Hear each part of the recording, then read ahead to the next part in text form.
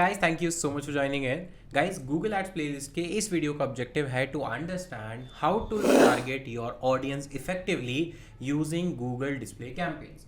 अभी तक हमने ये देखा था कि गूगल सर्च ऐड में अगर हमें अपनी ऑडियंस को टारगेट करना था तो हमारे पास तरीका था कि हम अपने कीवर्ड्स को चूज कर सकते थे और जो भी यूज़र उन कीवर्ड से रिलेवेंट क्वेरी सर्च करेंगे उस पर हमारा ऐड ट्रिगर हो जाएगा।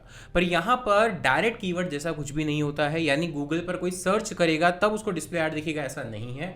वो किसी वेबसाइट पर जाएगा, किसी थर्ड पार्टी एप्लीकेशन पर जाएगा, यूट्यूब पर जाएगा, तब जाके उसे कोई डिस्प्ले ऐड दिखाई देगा। अब अगर डायरेक्ट क्वेरी से उसको ऐड नहीं दिख रहा है तो फिर हम टारगेट कैसे करें, हम कैसे डिसाइड करें कि किस यूजर को कब मेरा डिस्प्ले ऐड दिखाई देगा या फिर कब ऐड नहीं दिखाई देगा। और इसी को हम बोलते हैं ऑडियंस टारगेटिंग। डिस्प्ले एड्स में थोड़ा सा ये अलग है as compare to search ad, तो उसी को हम समझने वाले हैं, डीपली पूरा समझने वाले हैं। तो वीडियो को पूरा देखना है, लास्ट तक देखना है। और अगर चैनल पर पहली बार आए हो तो सब्सक्राइब कर लो। ऐसे ही वीडियोस डेली शाम को 7 बजे इस चैनल पर हम आपके लिए लेकर आते रहते हैं। तो देखिए, यहाँ पर गूगल ऐड अकाउंट में आने के बाद ऑफकोर्स आपको डिस्प्ले कैंपेन क्रिएट करना है, तो आप जाएंगे न्यू कैंपेन पर। तो यहाँ पर आपका जो भी ऑब्जेक्टिव है, कैंपेन ऑब्जेक्टिव, वो चूज करेंगे। अगर नहीं है तो create a campaign without a goal guidance choose करेंगे। कैंपेन टाइप में डिस्प्ले चूज करेंगे और यहाँ पर आप अपनी वेबसाइट का लिंक डाल देंगे। तो अभी के लिए मैं डाल देता हूँ abc.com। कंटिन्यू पर क्लिक करेंगे एंड देन यहाँ पर choose goal you would like to focus on. Again ये आपकी बिडिंग के लिए इंपॉर्टेंट है। अगर आपको चूज करना है दैट इज ओके, नहीं चूज करना है आप इसको स्किप कर सकते हैं और डिस्प्ले कैंपेन का कोई भी नाम देके हम लोग कंटिन्यू कर सकते हैं। यहाँ पर कोई भी गोल आप ले सकते हैं। तो फॉर एग्जांपल मेरे केस में पेज व्यू होगा और ये सब सेटअप करना होगा। गोल सेटअप ऑलरेडी हम लोग बता चुके हैं कि कैसे करते हैं, कन्वर्जन ट्रैकिंग कैसे करते हैं, एनहांस कन्वर्जन वगैरह, ये सब हम लोग प्रीवियस वीडियो में डिस्कस कर चुके हैं। तो यहाँ पे जल्दी से इसको हम लोग सेटअप करते हैं और यहाँ पे लेफ्ट साइड में अगर आप देखोगे तो वो है ऑप्शन टारगेटिंग। बाकी ऑप्शंस को ऑलरेडी मैंने प्रीवियस वीडियो में समझा दिया है, तो अगर वीडियो नहीं देखा है तो अभी जाकर उस वीडियो को देख सकते हो, तो ही ये वीडियो ज़्यादा अच्छे से समझ में आएगी। टारगेटिंग पर क्लिक करते हैं। आप देखो, सबसे पहले यहाँ पर आपको एक बाय डिफॉल्ट मैसेज मिलता है, optimized targeting is set for you. It means आपकी प्रीवियस हिस्ट्री इस गूगल ऐड अकाउंट में जो भी आपने ऐड रन किया है, चाहे वो सर्च हो, वीडियो हो, डिस्प्ले हो, मार्केटिंग किसी भी टाइप का है, जो भी डेटा है, जो भी आपकी वेबसाइट है, जितनी भी अंडरस्टैंडिंग इस गूगल ऐड अकाउंट के पास है, उसके बेस पर इसने ऑलरेडी कुछ टारगेटिंग सेट की है। कुछ टारगेटिंग मतलब सिमिलर टाइप की ऑडियंस को जिसको आप तक अभी तक रीच आउट किया है, जिसको आपने अपना ऐड दिखाया है, वो ऑलरेडी इसने रीच आउट सेट कर लिया है। क्योंकि अगर आप यहाँ पर कुछ भी नहीं डालेंगे, ऐड टारगेटिंग नहीं भी करेंगे और सीधा नेक्स्ट कर देंगे, तो भी आप कैंपेन बना सकते हैं। तो ऑडियंस जो टारगेटिंग है उस केस में वो गूगल की एल्गोरिथम के पास उसका एक्सेस चला जाएगा। पर अगर आपको एक टारगेटिंग करनी है तो वो कैसे करेंगे, उसके लिए यहाँ पर ऐड टारगेटिंग का ऑप्शन है, इस पर क्लिक करेंगे। यहाँ पर आपको देखेंगे 1 2 3 4 5 5 तरीके के ऑप्शन मिलते हैं। पहले एक बार मैं सबको 1 बाय 1 क्लिक कर देता हूँ। तो मैंने ऑडियंस सेगमेंट को भी क्लिक कर दिया एक बार के लिए। मैं अभी सेलेक्ट नहीं कर रहा हूँ, सिर्फ क्लिक करके और यहाँ पर ऊपर की तरफ लेके आ रहा हूँ। डेमोग्राफिक को भी मैंने क्लिक कर दिया, इसको भी क्लोज कर देते हैं। कीवर्ड्स को भी मैंने चूज कर लिया, इसको भी क्लोज कर देते हैं। टारगेटिंग में बचे हुए 2 टॉपिक है, टॉपिक्स, एंड लास्ट ऑप्शन है टारगेटिंग में, वो है हमारे पास प्लेसमेंट। तो देखो, अब टोटल हमारे पास जो टारगेटिंग है वो कुछ इस तरह से दिखती है, जिसके अंदर आप देखोगे कि 2 तरीके की टारगेटिंग होती है। 2 तरह से आप टारगेटिंग कर सकते हो, जो हमने प्रीवियस वीडियोस में बताया हुआ है। तो यहाँ पर 2 टाइप के आप टारगेटिंग कर सकते हो। First is people based, second is content based. People based का मतलब क्या है कि आप किस तरह के लोगों को दिखाना चाहते हैं, उनका एज क्या होगा, उनका डेमोग्राफिक क्या होगी, उनका बिहेवियर क्या होगा, उनका इंटरेस्ट क्या होगा, यानी ऑडियंस कैरेक्टरिस्टिक्स क्या होगी, किस टाइप के लोगों को आप दिखाना चाहते हो। अगर आप यहाँ पर देखोगे तो डेमोग्राफिक में क्या आ गया, उनकी age, gender, parental status, household income और बहुत सारे ऑप्शन, यानी उनकी कैरेक्टरिस्टिक्स पे बेसिस पे, और आपको लगता है कि वो रिलेवेंट होगा आपके बिजनेस, प्रोडक्ट या सर्विसेज से, उसके बेस पर आप लोगों को दिखाना चाहते हो अपना ऐड, यानी लोगों की कैरेक्टरिस्टिक्स पे आप उनको टारगेट करना चाहते हो। That is number 1, that is people based targeting. Second is content based targeting. Content based targeting में भी 2 ऑप्शन है। कंटेंट बेस्ड टारगेटिंग में यहाँ पर 2 ऑप्शन है, कीवर्ड एंड टॉपिक। कीवर्ड या टॉपिक का मतलब है कि ऐसे लोग जो किसी पर्टिकुलर कीवर्ड में बहुत ज़्यादा इंटरेस्टेड हैं या उसको सर्च करते हैं, बार बार कोई क्वेरी सर्च करते हैं, बार बार उसको गूगल पे सर्च करते हैं, उससे रिलेवेंट कंटेंट देखते हैं, राइट। या फिर टॉपिक में, यानी लेट्स से कोई न्यूज़ में इंटरेस्टेड है, कोई लेट्स से स्पोर्ट्स में इंटरेस्टेड है, कोई एजुकेशन में इंटरेस्टेड है, यानी कोई ऐसा ब्रॉड टॉपिक जिसमें वो ज़्यादा से ज़्यादा कंटेंट जो है वो कंज्यूम करते हैं। तो कंटेंट के बेस पे भी आप दिखा सकते हैं। और एक थर्ड ऑप्शन है इसमें, वो है प्लेसमेंट। प्लेसमेंट का मतलब है कि आप ये डिसाइड कर सकते हैं कि मुझे किस पर्टिकुलर वेबसाइट पे, किस पर्टिकुलर यूट्यूब चैनल पे, किस पर्टिकुलर यूट्यूब वीडियोस पे, यानी किस पर्टिकुलर जगह पे मेरे ऐड दिखेंगे, सो दैट वहां पर जो भी लोग आ रहे हैं वो उनको और उनसे सिमिलर कैरेक्टरिस्टिक्स रखने वाले लोगों को मेरा ऐड दिखाई। तो बेसिकली टारगेटिंग दो टाइप में है यहाँ पर, पीपल बेस्ड और कंटेंट बेस्ड। पर हमारे अंडरस्टैंडिंग के लिए हम ये बोल सकते हैं कि 3 टाइप की है। First is people based, second is content based and third is placement based, right. तो ये 3 टाइप से आप लोगों को टारगेट कर सकते हैं। आप समझते हैं one by one. First of all यहाँ पर है पीपल बेस्ड। पीपल बेस्ड में फर्स्ट है audience segment, suggest who should see your advertisement. आपका ऐड किसको दिखना चाहिए, आपका ऐड किसको दिखना चाहिए। अब यहाँ पर आप देखोगे तो जो भी मैंने अभी तक डाला based on your website, based on your website, इसने बेसिकली जो भी मैंने वेबसाइट डाला उससे फेच कर लिया। तो या तो आप अपना पुराना जो कंटेंट है या पुराना डेटा है उसको यूज कर सकते हो, या फिर आप ब्राउज पर क्लिक करोगे तो यहाँ पर आपको ऑप्शन मिलेंगे। अब यहाँ पर समझने वाली बात है, हु आर दे, यानी किसको आप टारगेट कर रहे हो, जिन लोगों को टारगेट कर रहे हो वो है कौन। डिटेल डेमोग्राफिक, डेमोग्राफिक का मतलब क्या वो पेरेंट्स हैं, पेरेंट्स हैं तो कौन से पेरेंट्स हैं, पेरेंट्स ऑफ छोटे बच्चे like small children 0 to 1 years, या फिर parent of toddlers 1 to 3 years, parent of preschooler 4 to 5 years, parent of 6 to 12 years और पेरेंट टू 13 to 17 years। देखो अब ये हर पर्टिकुलर टारगेटिंग कहीं किसी ना किसी बिजनेस के लिए बहुत रेलेवेंट है। फॉर एग्जांपल यहाँ पे अगर मान लीजिए मेरा बेबी डाइपर या बेबी प्रोडक्ट्स बेचने का बिजनेस है, उस केस में मुझे यही पता लगाना है कि कौन से ऐसे पेरेंट्स हैं जिनके बच्चे अभी 0 से 1 year, 0 से 6 months के हैं। तो देखिए यहाँ पर मुझे गूगल ये ऑप्शन देता है। मान लीजिए मेरा जो प्रोडक्ट है वो थोड़े से बड़े बच्चों के लिए like 1 to 3, 1 to 2, 1 to 4 years के लिए है, तो उसके लिए मैं यहाँ टारगेट कर सकता हूँ।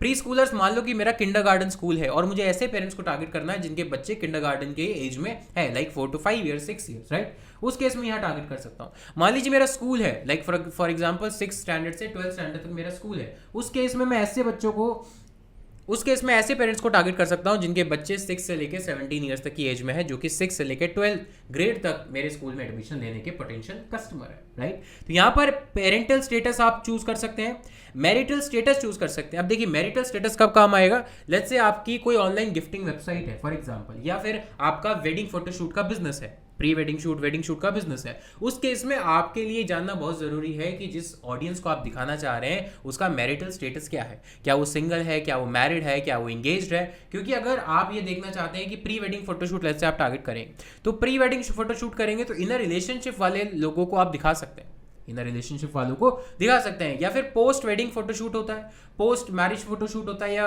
लेट्स से बेबी फोटोशूट होता है। बहुत सारे टाइप के फोटोशूट होते हैं जो डिपेंड करते हैं मैरिटल स्टेटस पे। सेम एग्जांपल, अगर आप लेट्स से गिफ्टिंग वेबसाइट है, मान लीजिए आप ऑनलाइन गिफ्ट बेचते हैं, तो आप ऐसे लोगों को आइडेंटिफाई करेंगे जो एक दूसरे को गिफ्ट देते हैं। अब लाइक जो सिंगल लोग हैं वो हो सकता है कि किसी अपने फ्रेंड्स को, फैमिली को, यानी या अपनी गर्लफ्रेंड को दे सकते हैं। इनर रिलेशनशिप जिन्होंने डिफाइन किया हुआ है कि either they are engaged, girlfriend boyfriend कुछ भी हो सकता है, या फिर मैरिड, जो मैरिड है वो एक दूसरे को अपनी एनिवर्सरी पर, बर्थडेज पर दे सकते हो।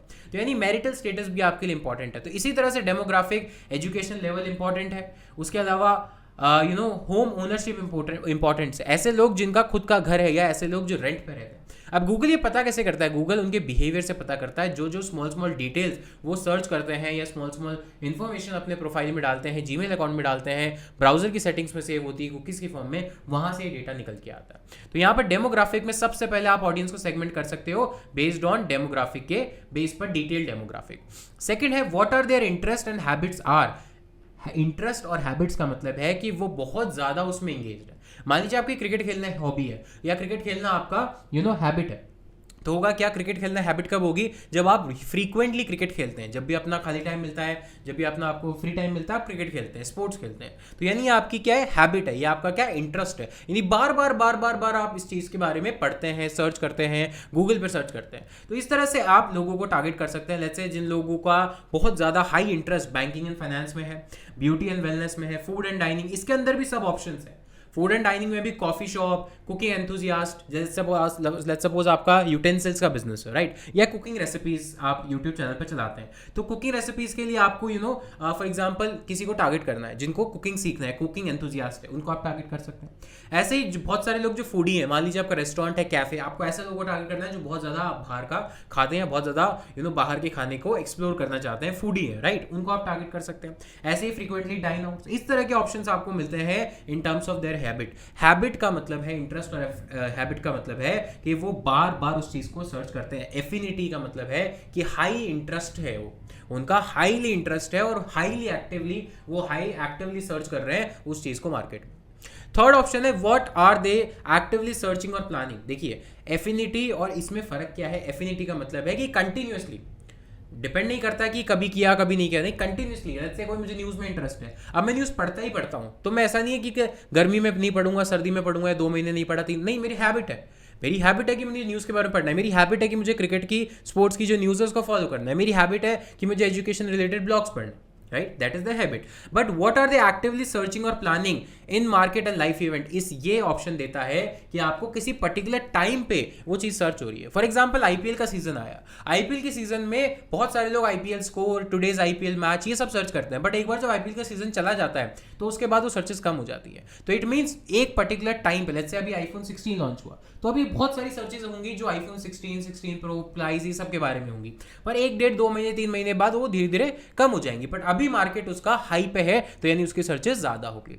तो इन मार्केट मतलब अभी मार्केट में वो क्या सर्च कर रहे हैं, किस कैटेगरी को सर्च कर रहे हैं, या फिर लाइफ इवेंट, उनका लाइफ इवेंट क्या है। लेट्स से उन जॉब चेंज किया है, मैरिज हुई है, कहीं मूव किया है, परचेज कर रहे हैं एक होम को, रिटायरमेंट है, क्या सर्च कर रहे हैं। लेट्स से परचेज करना है तो कोई सर्च कर रहा है 2 BHK flat in Jaipur, 2 BHK flat in Mumbai, 2 BHK flat in Delhi, right. तो वो क्या सर्च कर रहे हैं उस टाइम के लिए। एक बार जब उसने घर खरीद लिया तो क्या वो जिंदगी भर सर्च करता रहेगा, ऐसा नहीं है ना। मतलब एक बार जब उसने खरीद लिया, वो एक बड़ा लाइफ इवेंट है उसके लिए, उसके बाद उसका सर्च खत्म हो जाएगी या एक्टिवली सर्च नहीं करेगा। तो यही फर्क है एक्टिवली सर्चिंग यानी एफिनिटी ऑडियंस में और इन मार्केट और लाइफ इवेंट में। ऐसे ही हम बात करते हैं how they have interacted with your business. आपके बिजनेस के साथ इंटरेक्ट कैसे किया, क्या पहले कोई ऐड देखा है, किसी ऐड पर क्लिक किया है, लीड फॉर्म सबमिट किया है। तो अगर ये डेटा आपके पास प्रीवियसली गूगल ऐड अकाउंट में है तभी ये काम आएगा, अदरवाइज ये काम नहीं आएगा। इसके अलावा है योर कंबाइंड ऑडियंस सेगमेंट। आपने अलग अलग सेगमेंट बनाए, मान लीजिए आपने एक सेगमेंट बनाया जो फूड में कुकिंग में इंटरेस्टेड है, एक सेगमेंट बनाया आपने लेट्स से जो बाहर बहुत खाता है, राइट। तो मतलब बहुत सारे आपने सेगमेंट बनाए और उनको एक कंबाइंड सेगमेंट में आपने डाल दिया, वो ऑप्शन यहाँ पर आपको मिलता है। इसके अलावा ही और कस्टम ऑडियंस सेगमेंट, यहाँ पर आप कस्टम ऑडियंस सेगमेंट भी बना सकते हैं depending on their interest, purchase intention, Google search terms and mode, कि गूगल पे क्या सर्च करते हैं उसके बेस पे भी आप उन लोगों को टारगेट कर सकते हैं। तो ये हुआ based on their audience segment, जहां पे आप सेगमेंट बना सकते हैं। सेम ऐसे ही डेमोग्राफिक में देखिए आपको ऑप्शन क्या मिलता है, जेंडर, मेल है, फीमेल है, अननोन है। अगर आपको सिर्फ मेल को टारगेट करना है मेल को कीजिए, सिर्फ फीमेल को करना है फीमेल को कीजिए, सबको करना है सबको कीजिए। अननोन का मतलब which are not defined, unknown का मतलब है कि जिनका गूगल डिफाइन नहीं कर पाता कि वो मेल है या फीमेल है।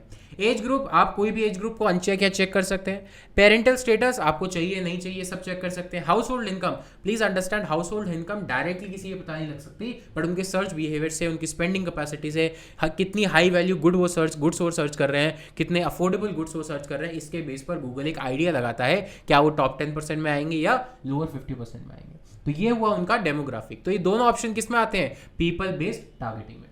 सेकेंड ऑप्शन मिलता है content based targeting. Content based targeting में है कीवर्ड। कीवर्ड का मतलब है कि suggested terms related to your product और services to target relevant website. It means अगर मान लीजिए कि कोई गूगल पे सर्च करता है let's say for example shoes online, और मेरा शूज़ बेचने का ही बिजनेस है, तो शूज़ ऑनलाइन जो सर्च करेगा गूगल उसका इंटेंट समझ जाएगा, उसका इंटरेस्ट समझ जाएगा, उसकी क्वेरी समझ जाएगा, और उसके बेस पर अब वो जहां भी जाएगा या जहां जिस भी वेबसाइट पर जाएगा उसको मेरे डिस्प्ले ऐड दिखना शुरू हो जाएंगे। तो यहाँ पर आप अपने जो कीवर्ड है उनको डाल सकते हैं, सेम वैसे ही जैसे कि हम सर्च ऐड में डालते हैं।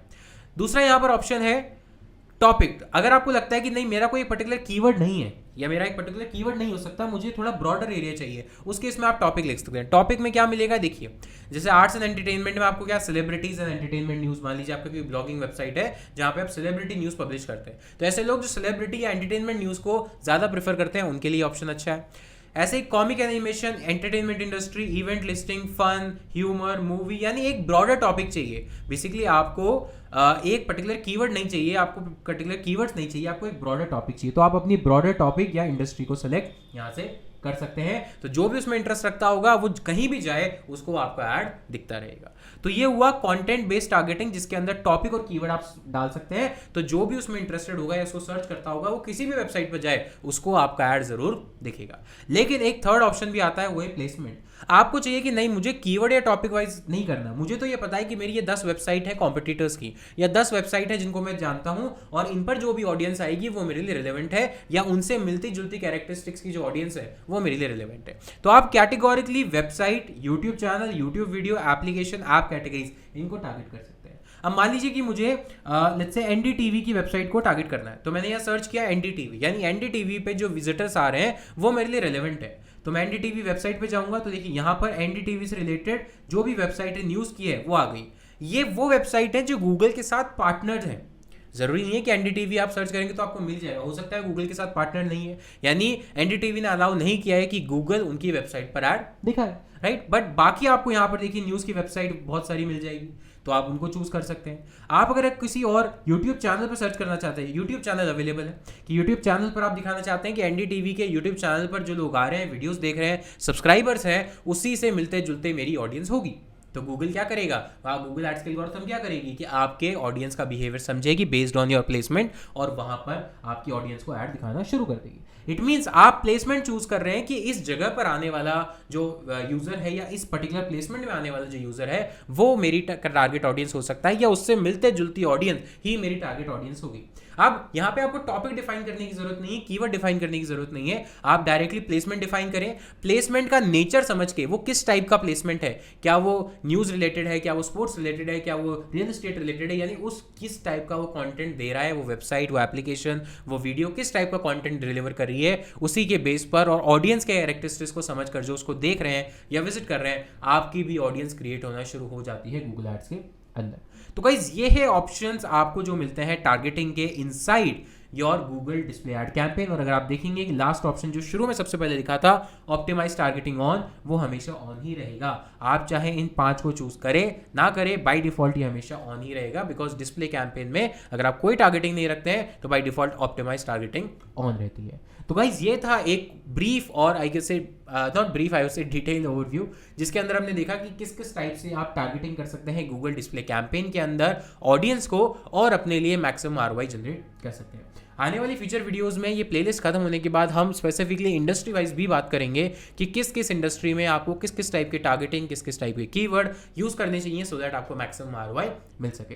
तो गाइस इस वीडियो के लिए इतना ही। उम्मीद करता हूं आपको वीडियो पसंद आई होगी। अगर पसंद आई है तो वीडियो को लाइक करके जाना, चैनल पर पहली बार है सब्सक्राइब करके जाना और बेल आइकन को दबा देना सो दैट इसी तरह की वीडियोस का नोटिफिकेशन आपको मिलता रहे। मिलता हूं नेक्स्ट वीडियो में, तब तक के लिए take care, thank you so much, have a nice day.